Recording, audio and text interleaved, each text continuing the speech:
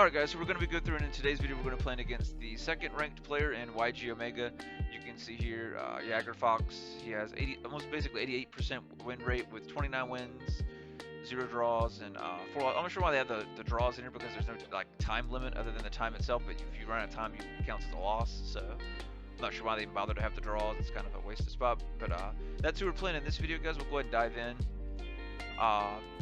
Basically, we're just going to analyze if I had any misplays or anything like that, what we could have done differently, and how we played. Overall, our hands, it's not the greatest, but it's not necessarily bad either, because somehow we got double Havness, and we both have Fenrir and Unicorn, which could be useful, right? If the only downside for us, he got Darklaw out, so that helps him out a lot in this particular matchup. But we do have Fenrir to kind of deal with it in hand, though, so that's the good news. So we do have an out to it in hand, but automatically you just go Fenrir. Battle, banish, slam into like Elf or something like that at the moment. So that's not too bad. We had quite a good bit of stuff in our graveyard from him using the Ishizu cards, so, and they were all banished because of that. So we're at a little disadvantage with that too to start out with.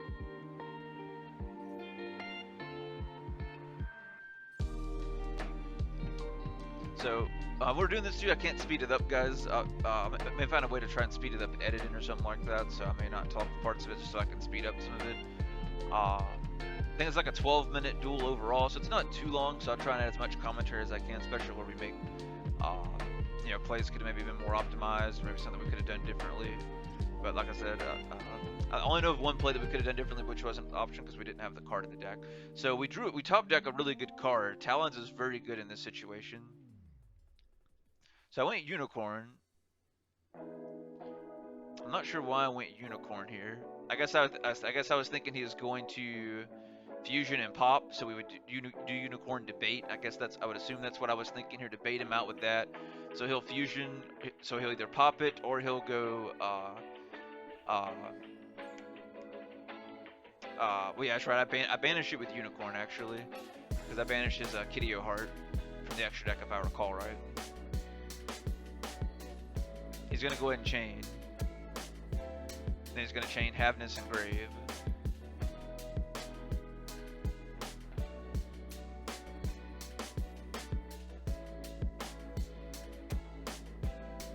Alright, so now we finally get to resolve this. Where do I get rid of probably the Arbormax or the Unicorn? Or I may go Kikalos. Either one of them is, either one of those three are really the best ones for us to hit.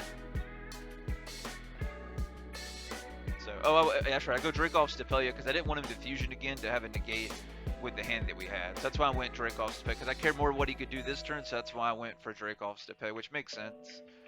So that's kind of a good option that I didn't think about that we actually ended up going with. So he's going to bounce that. So we were right here to bait him. I hit no because we want to go Fenrir like we discussed before. So we baited him out as expected, which is a really good play for us. I probably should have, let's see what I go. I probably should have went Fenrir in attack mode. And then I should have went Talons. I think I go Fenrir effect though.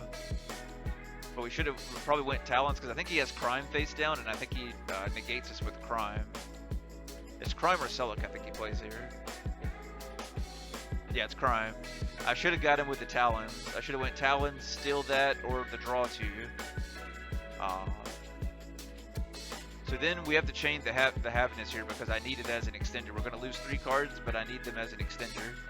So we have to chain it just because I need a monster on the field. So all cards will be banished, so we are going to lose 3 extra cards removed from play. He does have the Rukala, so he can negate and destroy, so she's gone. We still have the Talons.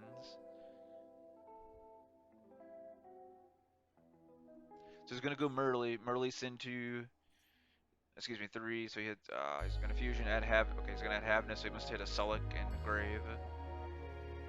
So we still have Talons, so I can steal or draw 2. So at this point, yeah, we really want to draw 2 here, because we already know we got rid of the Crime. So more than likely there could be another Celic or something else face down.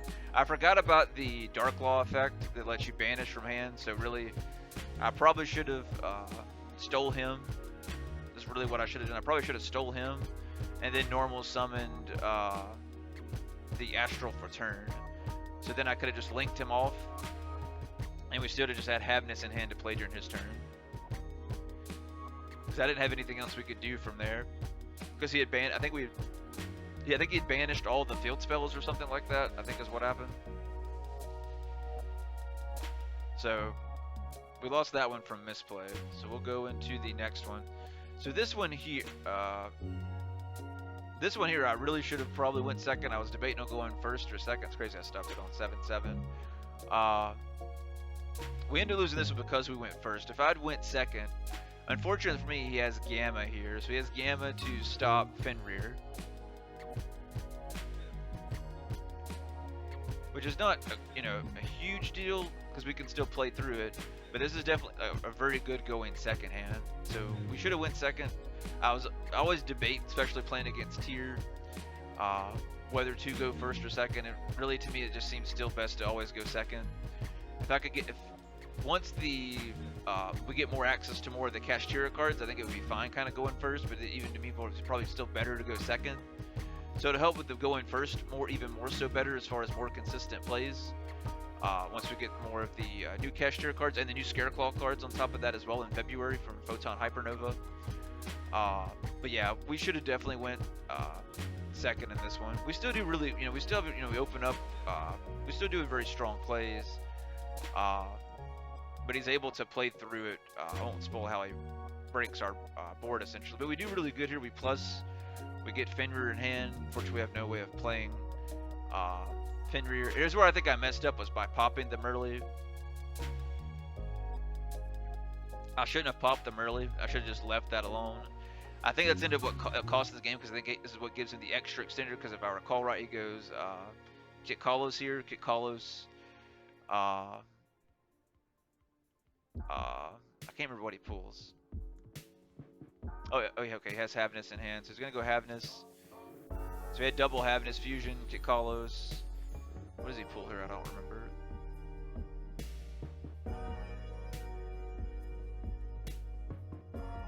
So he has Sulik and Grave.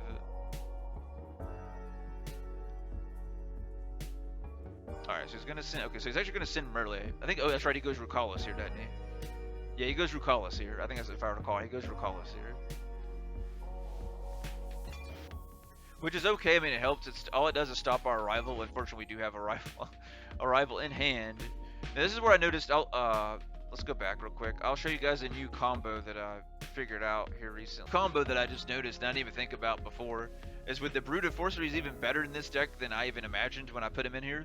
So you can use his effect, guys, to basically I could negate.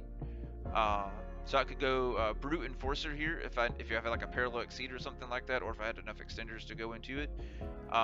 Get rid of the Fenrir, negate Rukalos, and then if I had Birth face down, I could activate Birth, bring back Fenrir, or if it's Unicorn. So I didn't even realize that. I was playing in some ranked duel. It wasn't against him, but it was another high level duel on Omega as well. I'm like, dang man, this card's even better than I thought in the deck than originally. Because it's good too, because it does this and it forces, they can negate it by sending a monster from their hand to the grave, which is fine. You really don't really care much about that, but it'd be really cool to get, when they get stuck in your hand like this, and you do have like the breath on field or in hand, you can just dump the Kshatri-La cards and bring them back out. But I figured I'd throw that in real quick for you guys that made it this far in the video. But you'll see more stuff on that, me doing more videos about it. I've always liked that card for this deck, but I like it even more so now that I figured out a new combo with it, specifically with the Kshatri-La cards. So that's an easy way to make sure you get them out, because sometimes like this they do get stuck in your hand. Just unfortunate for us, we didn't happen to have one of the breaths. Normally I would go a rival here. I think I still do to protect it, just so he'll negate it. Or I didn't. Okay. Usually I do. Usually I'd still go the arrival. Maybe I already have one engraved. Because usually I would still do, even though they would negate it, just so I have it to protect the Tryhard. I don't like Tryhard not being protected with at least one arrival engraved or like a straddle set face down. You always want to have something to protect him. So we hit Havness and Beast, so he'll, and Agido, so we'll send 5, he'll draw 1, and he'll fusion. So we did hit one out of that. So we ended up luckily hitting one regardless. And we hit another Fenrir engrave, which is fine.